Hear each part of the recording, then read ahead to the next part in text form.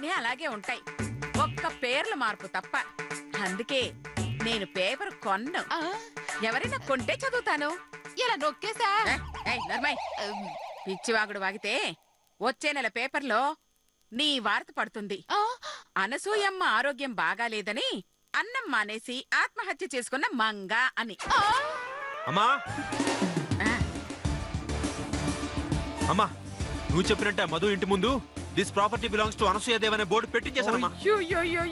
Super అబ్బబ్బా. ఈ వార్త విన్నాక నా మనసు చల్లబడింది. డబ్బులు పాడు చేయటం నాకు ఇష్టం ఉండదు కాబట్టి ఆగుతున్నాను.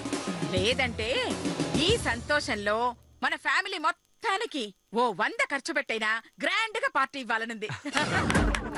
ఫ్యామిలీ మొత్తానికి ఓ 100? నీ బొంద. ఎప్పుడైనా పార్టీ ఇచ్చి చేస్తేగా అటు ఖర్చు తెలిసి తెచ్చేది. అవును, మధుమతి గురించి ఏమైనా తెలిసిందా? లేదమ్మా, ఇప్పుడు మన ఇంటికి వచ్చేటప్పుడు అదే రూట్ లో వచ్చానమ్మా. అది కనిపించలేదు, దాని సామాన్లు కనిపించలేదు. ఏ స్లమ్ ఏరియాలోనో అద్దె కొంపు చూసుకొని వెళ్ళుంటుంది. రేపటి నుంచి ఆ లేబర్ జనాలకి గరుడ పురాణం చెప్పుకుంటూ బతికేస్తుంది. పిచ్చి పురాణాల మొహంది.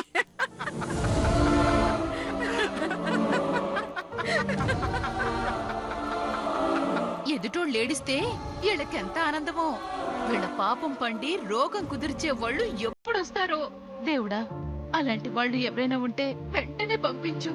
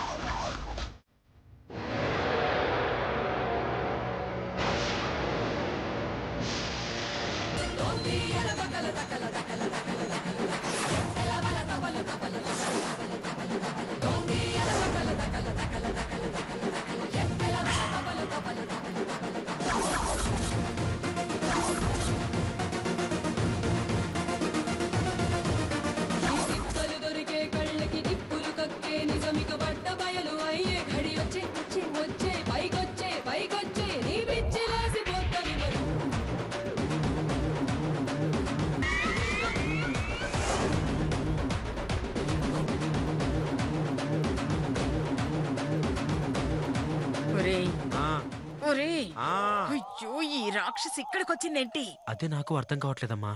ఉండు, వెళ్ళి అడుగొస్తాను. వద్దు బాబు, ఆవిడ అసలే మీరు చేసిన సన్నాస్ పనికి. అదే బాబు, అదే మీరు చేసిన దానికి మీ మీద కోపంతో ఉంది. నాకు తెలిసి మిమ్మల్ని ఇద్దరిని వేసేయడానికి వచ్చింది. అందుకే సామాన్లతో వచ్చింది. చాలే, వేసేయడానికి సామాన్లతో రావడానికి సంబంధం ఏంటే? ఉంది బాబు. వేసేయడానికి తెచ్చే కత్తులు బాంబులు మీకు కనపడకుండా ఉండడం కోసం ఇలా సామాన్లలో పెట్టుకుని వచ్చుంటుంది. నీకెలా తెలుసు? ఆది సినిమాలో జూనియర్ ఎన్టీఆర్ విలన్ ఇంట్లో బాంబులు ఎక్కడ పెట్టాడు? ట్రాక్టర్ కింద.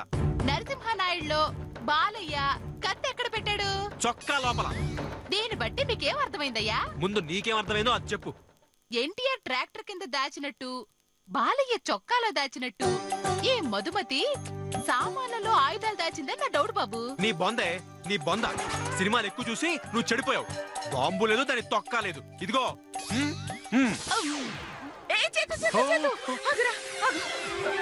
ఈ చెప్పేది వింటుంటే నిజమే అనిపిస్తోంది.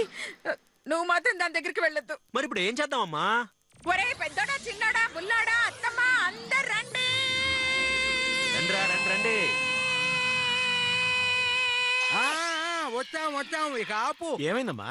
ఎందుకలా భయపడుతున్నావమ్మా? నాకు తెలుసు, మళ్ళీ ఎవరో ఐపీ పెట్టి లక్షల రూపాయలు టోపీ పెట్టి పారిపోయి ఉంటాడు. అవును కదూ? ఏమే అనసూయ, ఏమైందే? ఎందుకలా దెయ్యం పట్టింది అలాగా కేకలు పెట్టావు? మా అమ్మకి దయ్యం పడ్డం కాదు, మన ఇంటికి దయ్యం వచ్చింది. ఎక్కడ్రా?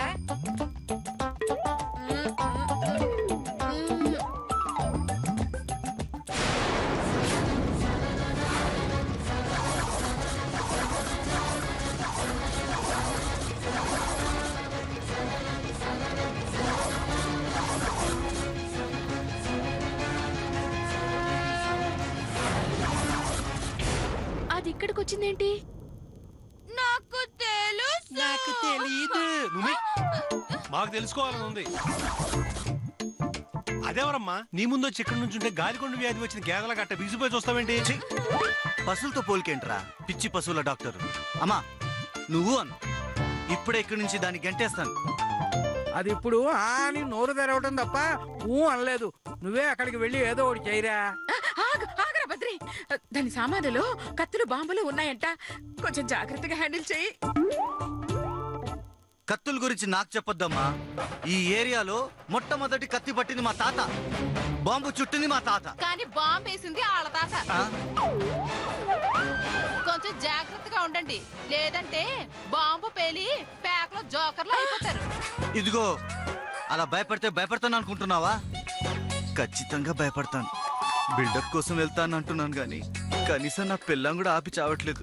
దేవుడా, ప్యాక గురించి తప్ప బాంబుల గురించి తెలియని పసివాడిని నువ్వే కాపాడాలి స్వామి. ఏయ్, ఎందుకు వచ్చావే? అయ్యో, ఏయ్ ఏంటే, ఎందుకు వచ్చావు?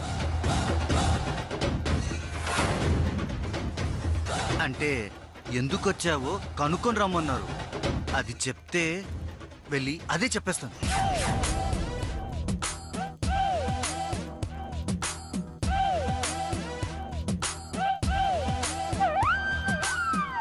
పర్వాలేదు, ఒక గంట ఆగొస్తాను, అప్పుడు చెప్పు.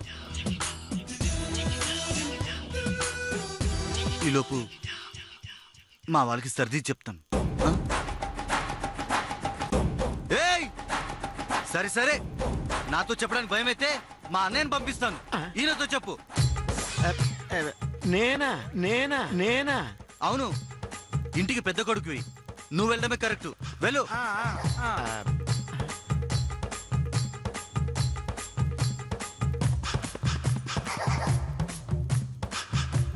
తులసి, నిన్నెంతో బాధ పెట్టాను, నన్ను క్షమించు. మళ్ళీ జన్మంటూ ఉంటే నీకే భర్తగా పుట్టాలని కోరుకుంటున్నాను. వస్తాను.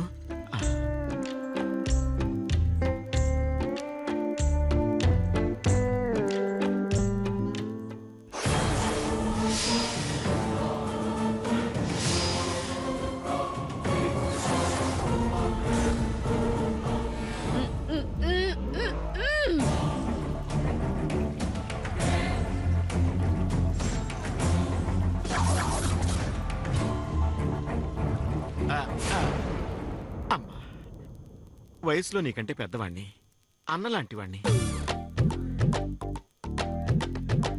తల్లి మాట కాదనలేక వచ్చాను, కానీ చెల్లిలాంటి నీ మీద నాకు ఎలాంటి కోపం లేదు.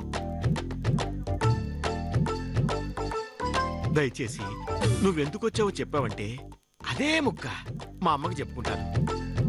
దయచేసి చెప్పు తల్లి.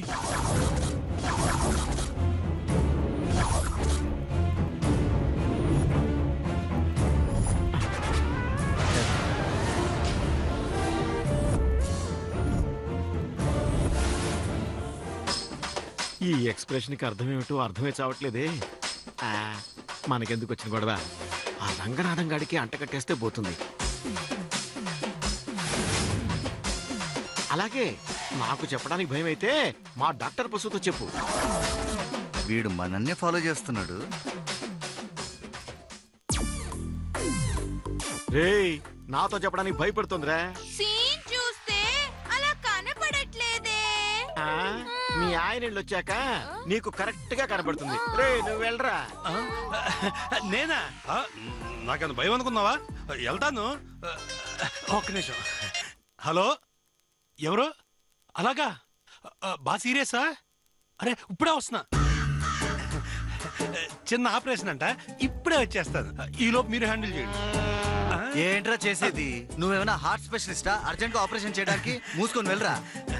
అయినా ఇంటికి పెద్ద నాన్నంగా ఇట్లాంటి పని మనం చేయకూడదు, తప్పు. నేనా? నా వయసుకి నా రేంజ్ కి ఆ పిల్ల సరిపోదురా.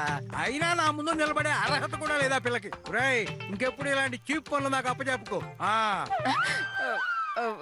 వసేలత, నువ్వు వెళ్ళవే. నేనా? అయ్యో, నువ్వే వెళ్ళు. అలాగే అత్తయ్య. కాకపోతే ఆ మధుమతికి నాకు పడదు.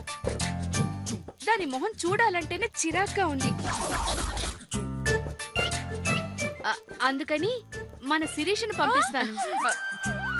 నాకు తెలుసు నీకు భయం వేసి నన్ను ఇరికిస్తున్నావని. నాకేమైనా భయమా ఏంటి? వెళ్తాను. బుజ్జి బుజ్జి ఏమండి ఏమండి? జాగ్రత్త. అదే నీ మేకప్.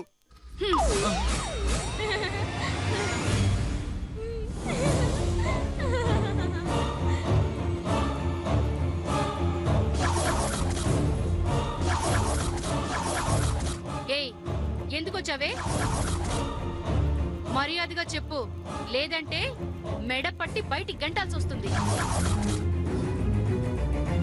ఏంటి, నీ చూపుకి భయపడతాననుకున్నావా? నీ వేషాలు నా దగ్గర కాదు. కోనపరెడ్డి వారి ఆడపడుచుని కుమ్మి కుమ్మి చంపుతా. ఏమనుకుంటున్నావో?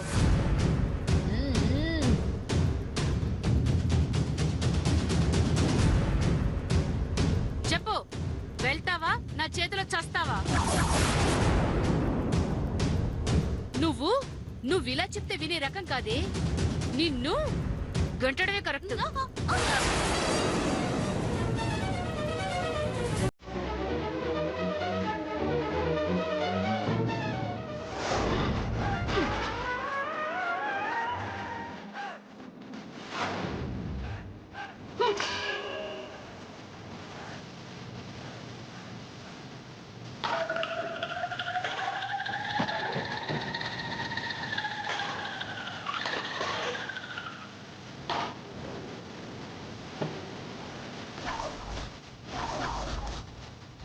నాతో పెట్టుకోవద్దు, మడతడిపోద్ది.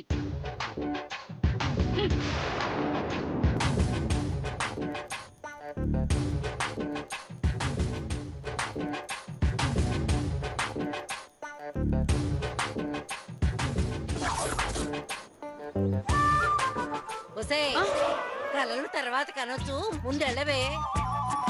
వెళ్ళు.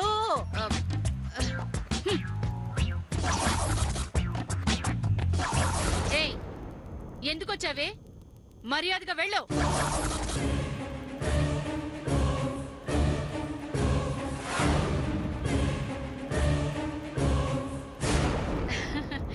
అని అంటాననుకున్నావా? చిచి, నువ్వెంత మంచమ్మాయివో నాకు తెలీదా? నువ్వు మా ఇంటికి ఎప్పుడైనా రావచ్చు, పోవచ్చు.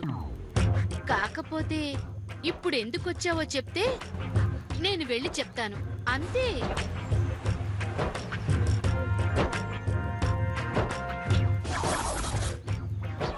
అమ్మో, ఏంటి అలా చూస్తోంది?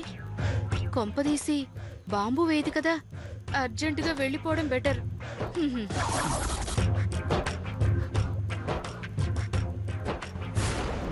సరే, నాతో చెప్పడానికి భయమైతే నా చెల్లితో చెప్పు.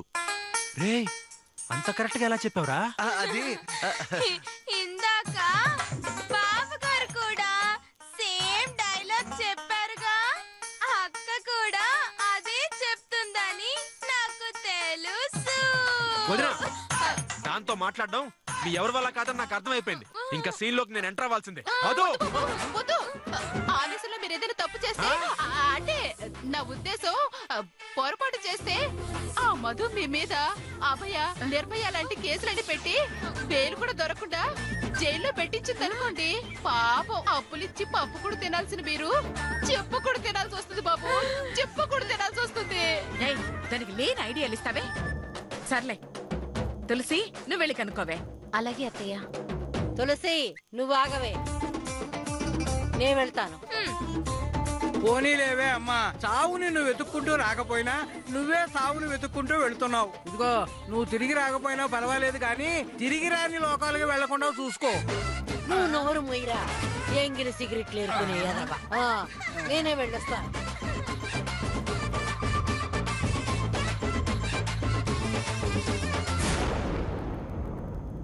ఈ ఇంటికి పెద్ద దిక్కుగా వీళ్ళు చేసిన పాపాలకు, నీకు చేసిన ద్రోహానికి నేను క్షమాపణ చెప్తున్నాను తల్లి. నీకు జరిగిన నష్టాన్ని నేను పూడ్చలేకపోవచ్చు, కానీ నువ్వు కోరుకుంటే న్యాయం జరిగేలా మాత్రం చేయగలను. అదే నీ కోరికైతే చెప్పమ్మా, నీకేం కావాలి, నేనేం చేయగలను?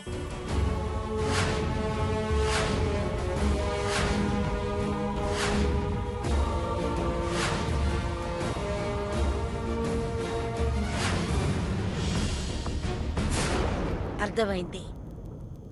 ఈ చిన్న సాయం చేసి మా వాళ్ళు చేసిన పాపాలకు ప్రాయశ్చిత్తం చేస్తాను. రామ్మా. ఒసే అనసూయ, ఈ అమ్మాయి వచ్చింది నీ మీద బాంబులు వేయటానికో పగ తీర్చుకోవటానికో కాదు. ఈ సామాన్లు నీ దగ్గర తాకట్టు పెట్టి అప్పు తీసుకోవటానికి వచ్చింది. అయ్యో అయ్యో అయ్యో అయ్యో, అలాగా? అప్పు కోసం వచ్చిన అమ్మాయిని అనుమానించి ఇంటి ముందే నిలబెట్టేశారు. అసలు ఇదంతా ఈ మంగ వల్లే.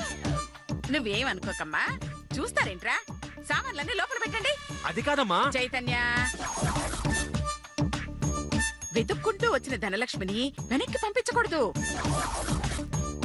ఏమైనా చెప్పాలి అనుకుంటే మనం సెపరేట్ గా మాట్లాడుకుందాం, సరేనా? రే సుబ్బా, అమ్మా మొన్న ఆ రాఘవరావు సామాన్లు తీసేసిన రూమ్ ఖాళీగానే ఉందిగా? ఖాళీగానే ఉందమ్మా. ఈ సామాన్లన్నీ ఆ గదిలో పెట్టండి. అలాగే. వెళ్ళండి వెళ్ళండి.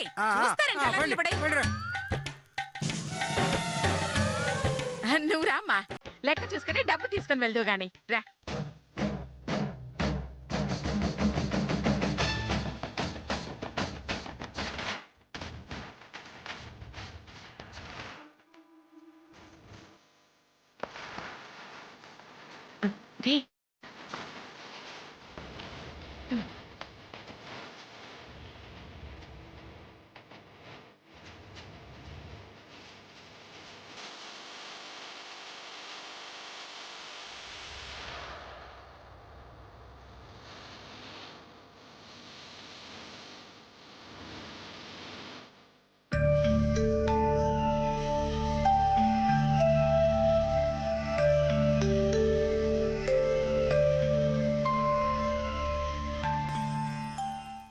ఏమిటి స్వామి ఈ ఘోరం? అపన్ శుభం తెలియనో అమాయకురాలికి కష్టాలు పెట్టడానికి నీకు మనసెలా వచ్చింది? ఏ పాపం చెయ్యకపోయినా ఉన్న ఆస్తంతా పోగొట్టావు, కట్టుబట్టలతో బయట పడేశావు, ఆఖరికి వండుకునే పాత్రలు కూడా తాకట్టు పెట్టుకునే హీన పరిస్థితికి తీసుకొచ్చావు. ఎందుకిలా చేశావు స్వామి? మోసాలు చేసేవారికి, ద్రోహం చేసేవాళ్లకి సిరి సంపదలతో, భోగ భాగ్యాలతో వాళ్ళని దీవిస్తావు. కనీసం చీమకు కూడా హాని తలపెట్టని అమ్మాయికి ఎందుకిలా కన్నీరు మిగిల్చావు? అవునులే, నీకే న్యాయం లేనప్పుడు, నీకే ధర్మం తెలియనప్పుడు మామూలు మనిషి తప్పు చేయటంలో తప్పే ఉంది. స్వామి, నిజంగా నువ్వు దైవమైతే, నువ్వున్నదే నిజమైతే ఆ అమ్మాయి కష్టాలన్నీ తొలగించు. స్వామి, నా కోసం నిన్నెప్పుడూ ఏమీ అడగలేదు, ఏమీ కోరలేదు. మొదటిసారిగా అడుగుతున్నాను, ఆ మధుమతిని కాపాడు. ఉన్న కష్టాల నుంచి బయటపడే నువ్వున్నావని నిరూపించు స్వామి. మధుమతి కళ్ళల్లో ఆనందాన్ని చూసే అవకాశాన్ని నాకు కల్పించు స్వామి. రావుకటే, ఎక్కడ తెచ్చారే? అత్తయ్య, వస్తున్నానత్తయ్య.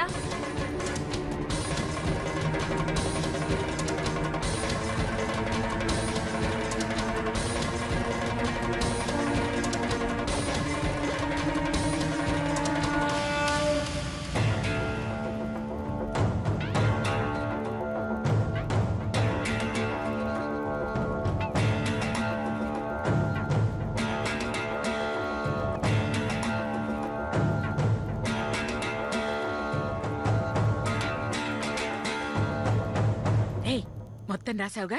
రాశానమ్మా. మొత్తం రాసేస్తే మనకే మిగులుద్ది. 2-3 తగ్గించిరాయి. 4 తగ్గించి రాశానమ్మా. అయ్యో అయ్యో, నా బుచ్చి తండ్రి. అమ్మ చెప్పే లోపే అల్లుకుపోతాడు. పద, లెక్క చూసి సెటిల్ చేసేద్దాం. పద, సర్దుకోండి. పద పద